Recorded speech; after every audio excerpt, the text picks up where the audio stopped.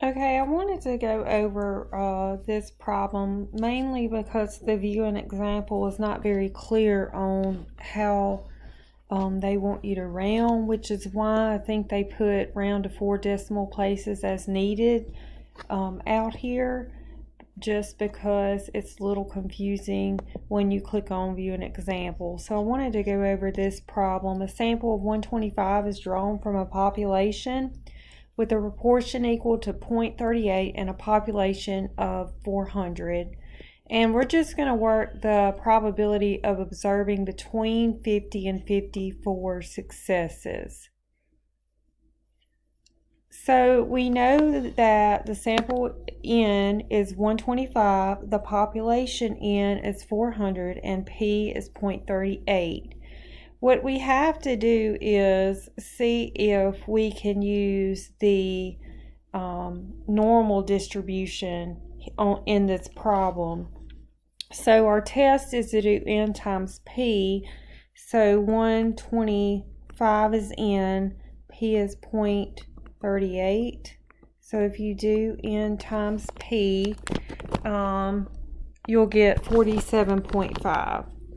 So clearly 47.5 is greater than or equal to 5. And then n times, hold on just a second, let me get this back. N times 1 minus p, which would be 125 times 0.62 is greater than or equal to 5. That would be 77.5. So there's our test to say, hey, we can use the normal distribution and the normal distribution tables in this problem. Now there's one more thing that we need to check for, and to see, this is to see if the population is finite or not. So if n over n is greater than or equal to 5%, then we know that we need to use the finite population formula. So that would be 125 over 400, which is 31.25, which is 0.3125. As a percent, it would be 31.25%, which is greater than 5%. So we would use the finite population formula, which makes our standard error of our proportion have a little bit extra work. So let's look at the standard error of a proportion formula.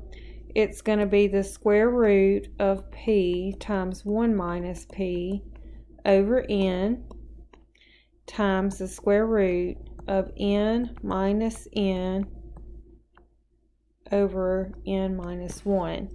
So when you plug this in, you're going to get the square root of 0.38 times 0.62 over n, which is 125 in this problem. And then you have 400 minus 125 over 400 minus 1. Now, most students, or a lot of students, want to work this on paper. So my suggestion is, if you're not using Excel, get it as far down as you can on paper, just to make sure that you don't mess up with your parentheses in your calculator. Of course, I'm real good with the calculator, so I can put all of it in and it comes out right. But for purposes of the video, I want to get as far as possible before I start using the calculator. So from here on, plug this into your calculator and you will get, for the standard error of the proportion, see if you can get 0.0360. And remember, it said in the problem to round 4 decimal places on your calculation when you get to the end. So I would not round until I got to the end, and you can round at 0.0360. Now for this problem, we're looking for that observing between 50 and 54 successes. So what we need to do is get our proportions for our successes, 50 out of 125, and then we need to do 54 out of 125, and we need to get those proportions. And I'm trying to get rid of some of another problem.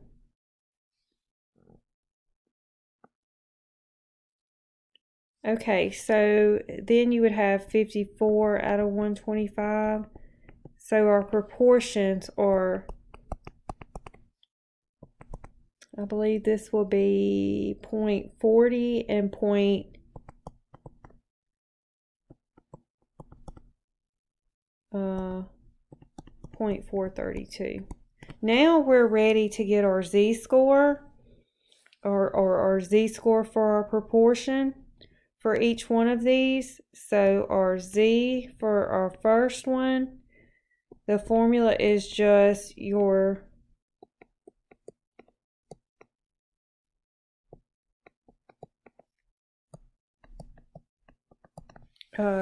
proportion that we just calculated, which is 0.40, minus your proportion up at the top, which is 0.38, over 0.0360. So your first one would be, this is where you need to make sure that you round to the 4th decimal place. Now for the second one, z will equal, and I like to write my formulas back out because it helps you to remember it a little bit or be familiar with it when you write it. So we got 0.4 for the first one and 0.432. And then your proportion is 0.38, which was given to you. And then, your standard error of your proportion is 0.0360. And then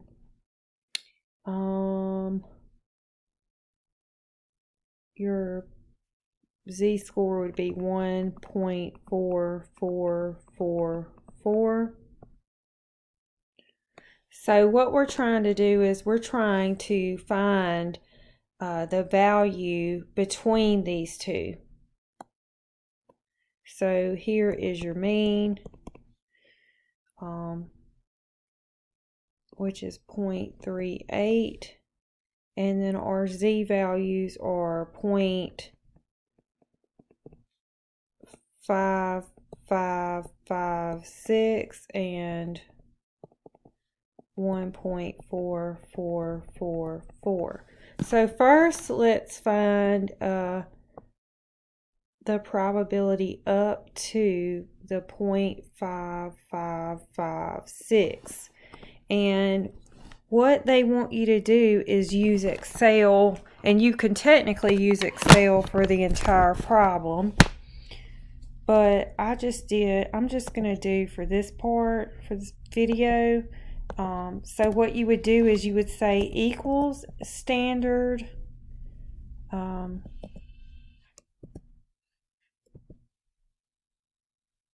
let's see, sorry, not standard, normal dot s dot dist, and then your z value we just calculated was 0.5556, and I forgot to put true because we want it to be cumulative, so put true, and then you will get 0.710758. So you could round that to 0.7108. Now for your second one, let's see what we got. For the second one, if I do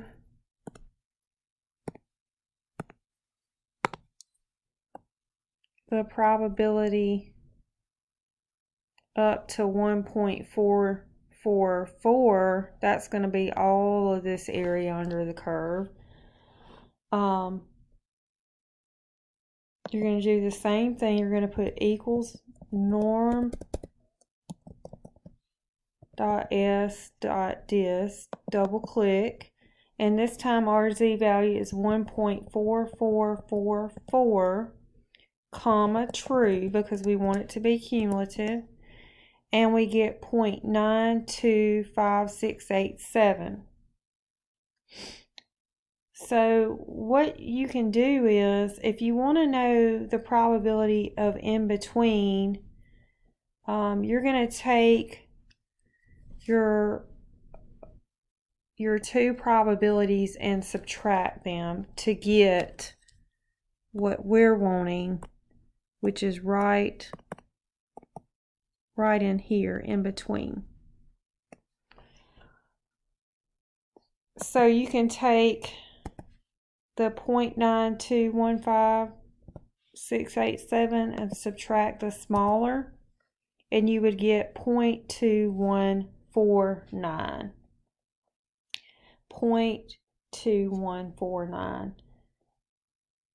And that would be the answer for this. Now, when I was doing this, and the reason that I missed it was because when I put in my z-value, I was putting my z-value, my z-score rounded to the second decimal place.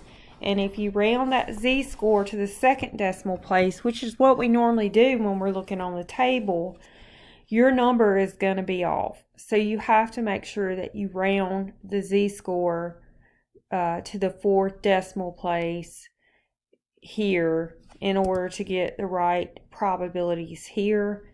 And then I don't think you have to round these probabilities. I think you can just subtract these two probabilities and round for your answer. I know this was a lot for this problem, so please let me know if you have any questions.